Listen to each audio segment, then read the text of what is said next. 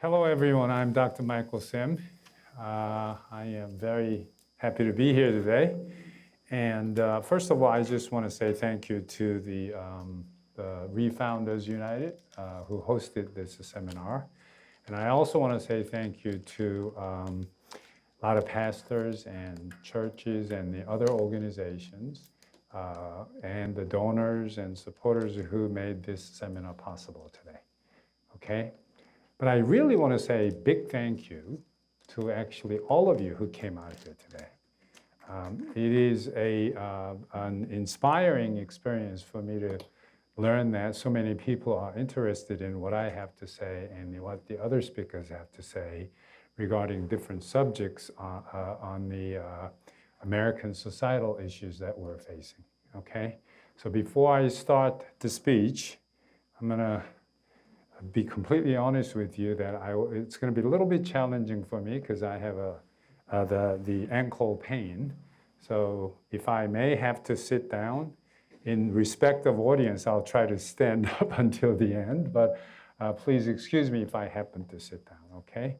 And then also I originally prepped this speech in Korean, so sometimes I really need a little bit more than a couple of hours to switch my brain language mode from Korean to English, but now I got to do it in the matter of like about 30 minutes an hour or something, but you know, I hope that with God's help that it's going to be okay.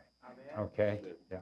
So, by the way, English is my second language. I just learned it here as I studied, but okay. So what I'm going to talk about is a globalism today and how that globalism is related to what's happening in America today, okay? Now, often people confuse between the globalism and the globalization. So the globalization actually is a phenomenon, okay? It is a process of world getting smaller because of the advancement of the technological advancements, especially in the transportation and communications. So it is a process of world getting smaller and by being able to exchange information technology all across the world, okay? Globalism, though, is a very different, it is related, but it's a totally different thing. Globalism is an ideology, okay? It is a thinking. It's what you believe, okay? You know, it's an ideology that believes in economic or even foreign policies should be built on global basis, not on a country basis, okay? That's what the globalism is. And then, when did this globalism begin, okay? And how it happened, okay? Well, it began in the late 1980s and early 1990s. And what happened in 1980s and 1990s? The evil empire, Soviet Union, collapsed in 1989, okay?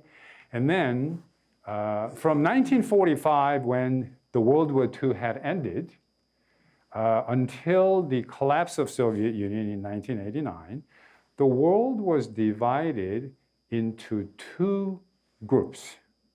One is led by the communist superpower of Soviet Union. The other, on the other side, the United States, another superpower who cherishes the liberal democracy.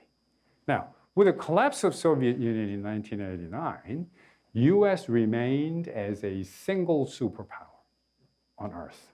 So United States foreign policy before the collapse of Soviet Union was, if you look at it from the global perspective, that was only for the half the Earth, right? Was to help US allies and protect them, give them aid, and sanction the Soviet Union and their allies in order to stop the expansion of the communism, right? Now, we don't have to worry about that anymore. So they changed the foreign policy to include everyone on globe, everyone on the planet. This was the global foreign policy of the United States. And this is when the buzzword became, like a real big buzzword and spread all around the world. Everybody talked about global this, global that. The US administration at the time was a Bush administration. It was a Father Bush, George H.W., Herbert Walker Bush, right? At that time, the Democrats were also on board. The United States will dominate the whole world. And this is the idealistic. There are two dimensions to it. One dimension of the new US foreign policy is political. The other dimension is the economic. The political dimension of it, they accepted the international relations theory called democratic peace theory. And I'm sure many of you know what it is. If you don't know, what it means is a liberal democracy don't fight another liberal democracy. Okay? So they said the real Pax Americana will begin right now. You know what the Pax Americana is, right? That's the term borrowed from the Pax Romana when the Westerners believed when the Roman Empire was ruling the entire world back in 2,000 years ago. They said the overwhelming the Roman Empire's political and military power, right, naturally prohibits the small guys to fight each other. Therefore, there will be a perpetual peace on earth. And there's a Pax Romana. Now, in the 20th century, in early 1990, they believed Pax Americana will begin, okay, because of the overwhelming superpower of the United States. Now, so the US policy formulators were thinking, okay, then we're going to make the whole world peaceful. We're going to look for perpetual peace and also the growth, economic growth. And how are we going to do that? They said, look, in the political dimension of the new US foreign policy, we're going to adapt this, a democratic peace theory. So let's make absolutely every country on earth like the United States, the liberal democracy. Okay? Liberal democracy.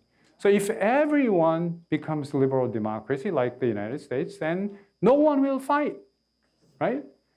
So let's do that. That's the political dimension of it.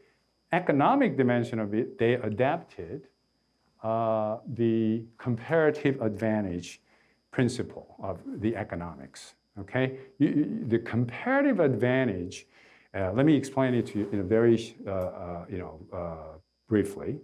So if you're an individual who has to produce everything you need, okay? You got to do your own farming, agriculture, you have to build your own house, you have to build your own bed and everything, then what's going to happen? The productivity will go down because you have to do everything, right? But if you let any individual or company to do what they're good at only, okay? If everybody does what they're good at only, right? And then the productivity will go up because I'm only doing what I'm very good at, right? And then if you exchange the result of it, then everybody will be better off. So simply that's the economic theory of comparative advantage. Don't get confused with a competitive advantage. There's two different things. Now, so the elites in Washington provided the Bush administration, we have to apply the democratic peace theory to the politics, and we also have to apply the comparative advantage principles in the economics, not only to the individuals and the companies, but also to the countries all around the world. Okay? So each country will, let them do whatever they're very good at. Okay, you know what, Chinese, what do they have? Whole bunch of people, right? So manufacturing, you need a abundant labor power. They have it. And, the labor cost is so cheap compared to the United States back in the 90s.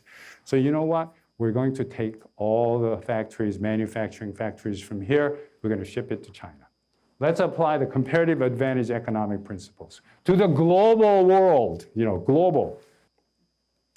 Liberal hegemony means we love the liberal democracy so much. So if there are some bad apples or if there are bad players, who they thought were the bad players? Number one, residual remnants of the communist regimes all around the world, namely China, North Korea, Cuba, and stuff like that. Those are the bad apples, right?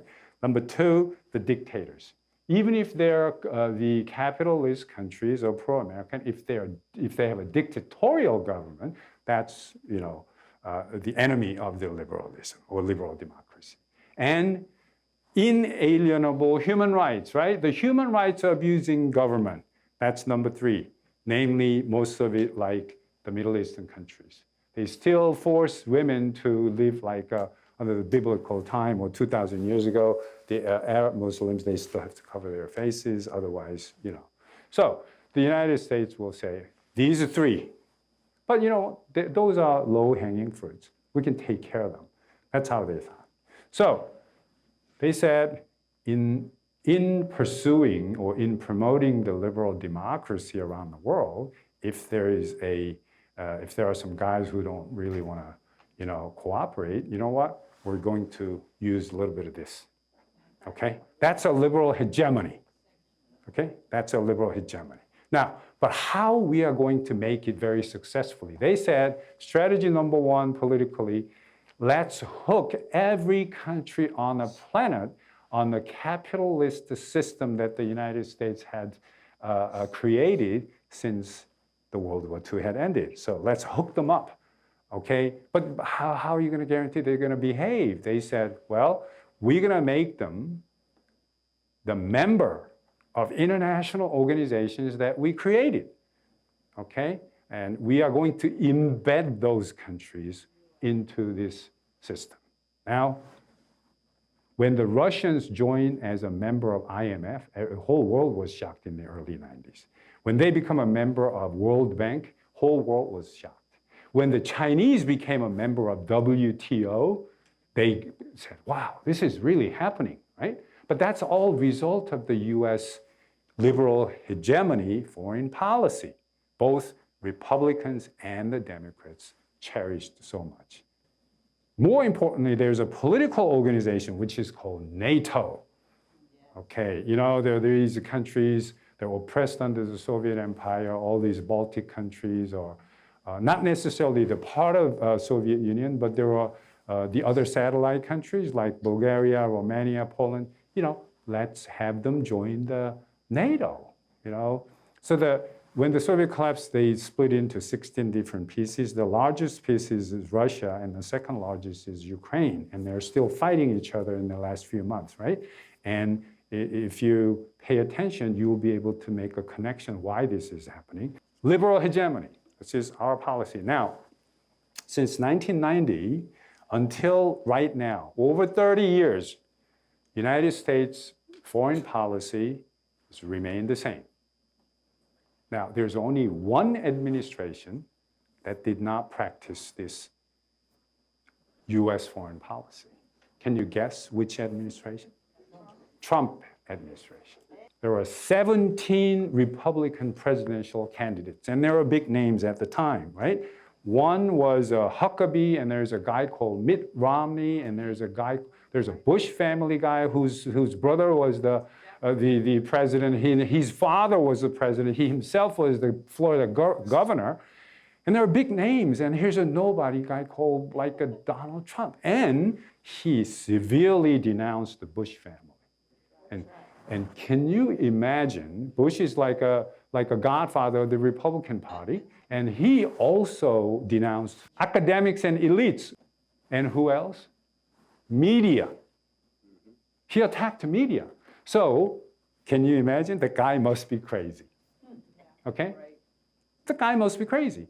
So, but when he beat all the 16s and got the presidential ticket to the main election in November, everybody was shocked. Then the media was saying, okay, you know what? The chance of Hillary Clinton becoming a president of the United States would be 92%. They repeated they repeated like a broken record for 2 years until the very morning of, that year, 2016, that morning. And the chance of this dude, becoming a US president would be 8%. So they, prepare all the fireworks and everything in Manhattan. Now, he did not only win the election, he was not a marginal victory, by 1 or 2 college vote. It was a landslide. He knew what was going through the American people's mind. American people knew what the heck he was talking about at the time when he was denouncing liberal hegemony, elites who supported all this, and then the media who's always on their side, and he attacked them, and he became the president of the United States. People began sensing that something is not right with this U.S. foreign policy. They thought everything was going to be fine in the first 10 years in the 90s. But come 2000, in the 21st century, what happened? What's the big event? 9/11, yes. 9/11.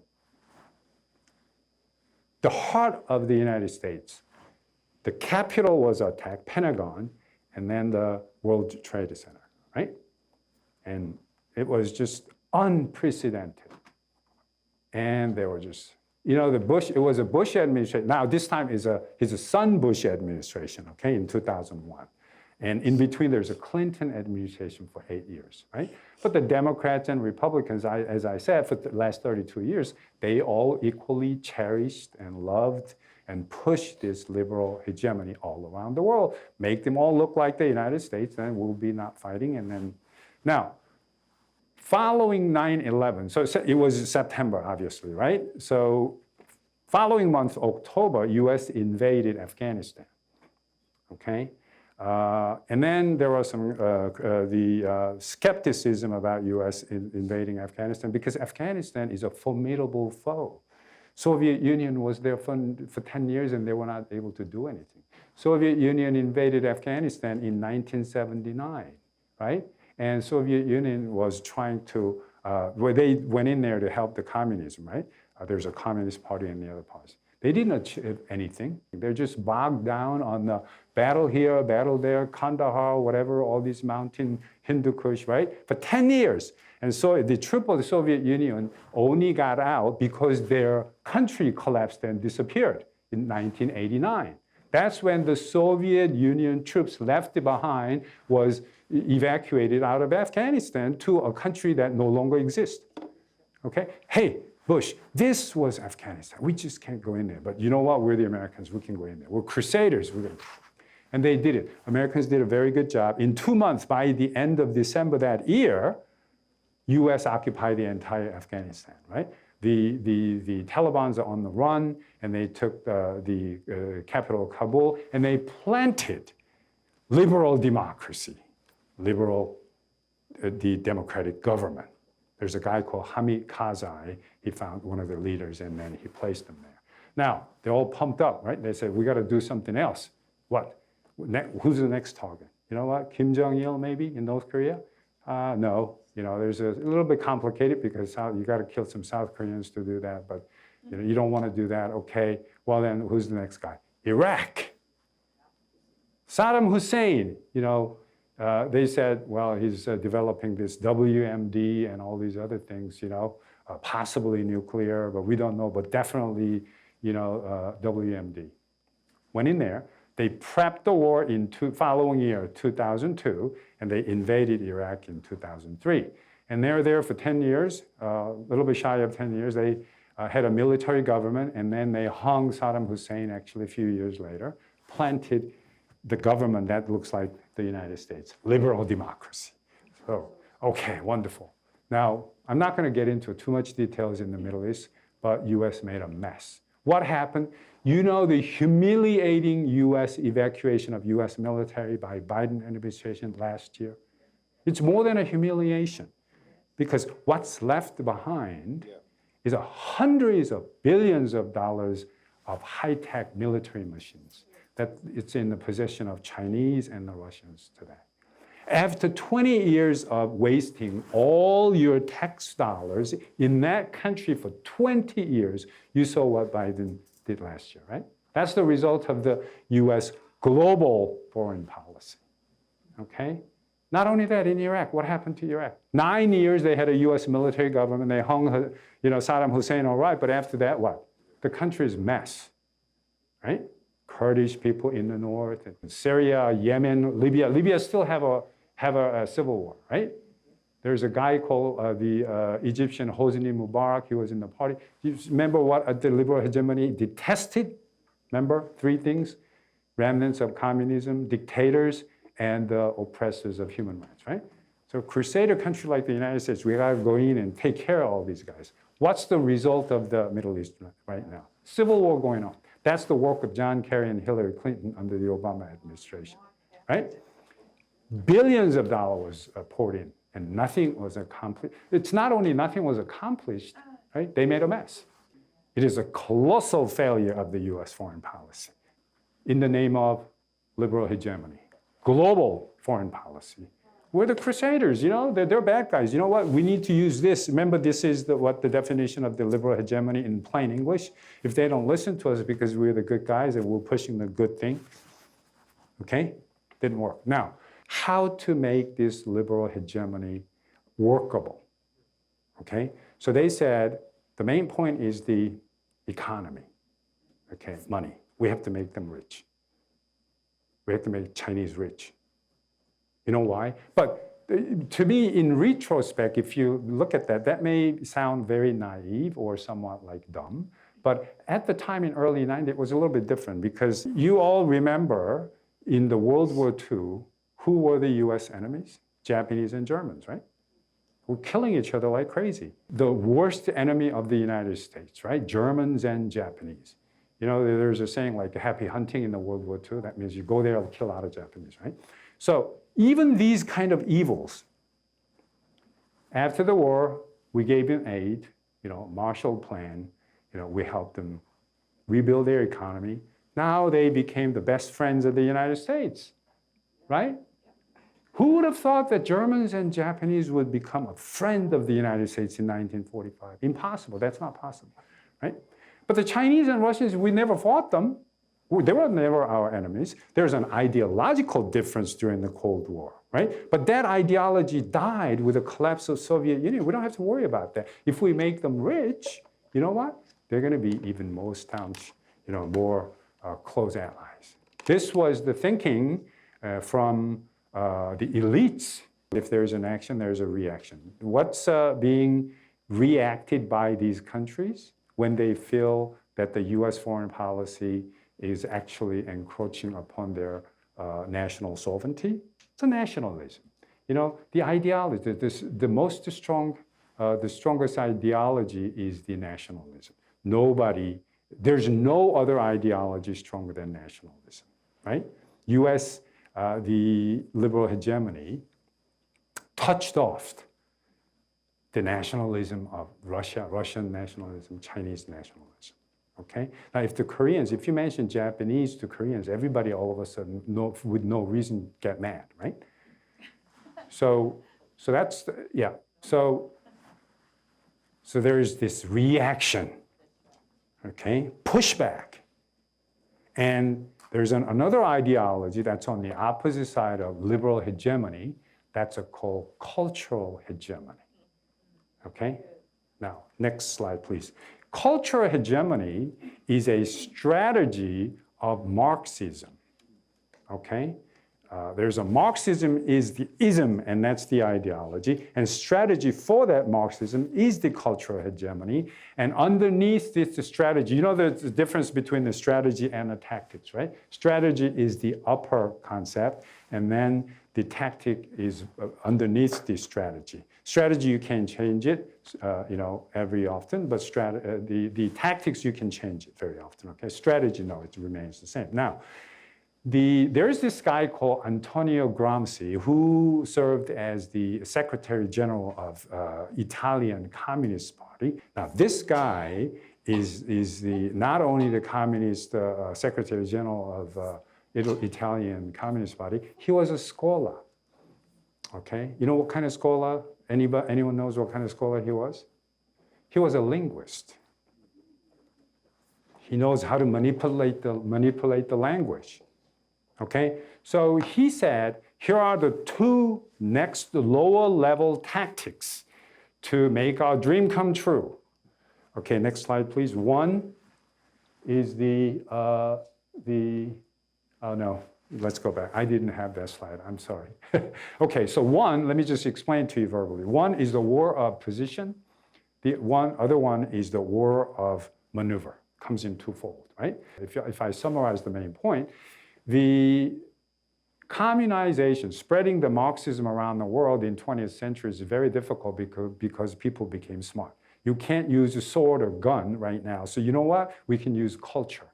Okay, cultural Marxism. In order to do that, we have to employ the strategy and then we have to employ the tactic underneath that strategy. The strategy is the hegemony, cultural hegemony, and how to do that.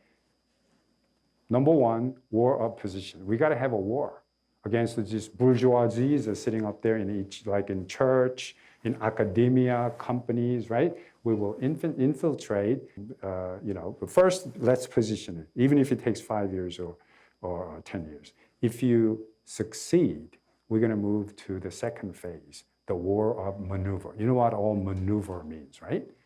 And the derivatives from this maneuver is the CRT, okay? And that is the wokeism and the cancel culture, all of these things, right? And to a larger extent, it includes BLM and the Antifa movements and the Confucius institutions all over the world, okay? And who's funneling the money behind it?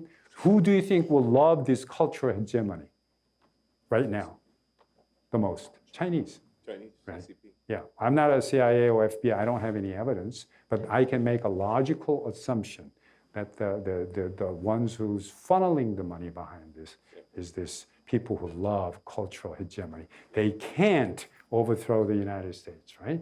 But you know what? We can do it slowly but surely if you employ these tactics. Now, then why we can't change? Why these politicians are not willing to change? Next slide, please. 3 main players. One is the activists, the other is corporations, and other is the politicians. Activists, in the interest of time, I'm going to, wrap it up. Activists, okay? They're really overrepresented. They're small numbers in the world, but they, act like that. I'm talking about the activists on the left side, okay? They're overrepresented. Very small in numbers, but they act like they are the everybody. They are like the entire United States, okay? Now, corporation and politicians are very important. Now, corporations, right? Now, let's employ a common sense here. Compared to the prior foreign policy of the United States before 1990 and the global foreign policy that includes the entire world, if you're a company producing products and selling to everyone, do you want to sell it to the half the world or you want to sell it to the entire world? Answer is very simple, right? Now, the corporations by nature, they love globalism, right? I want to sell Coca-Cola to all over the world, not only to the free-loving world, right? So the corporations by nature are for globalism. They don't want to, they don't want to go back. They don't want the shrinking market. Now, you're talking about the globalism and the corporation. There's a famous company. It's sort of infamous, I would say, but they're not they don't play really, they're like, they lay low, BlackRock. Have you ever heard of the company?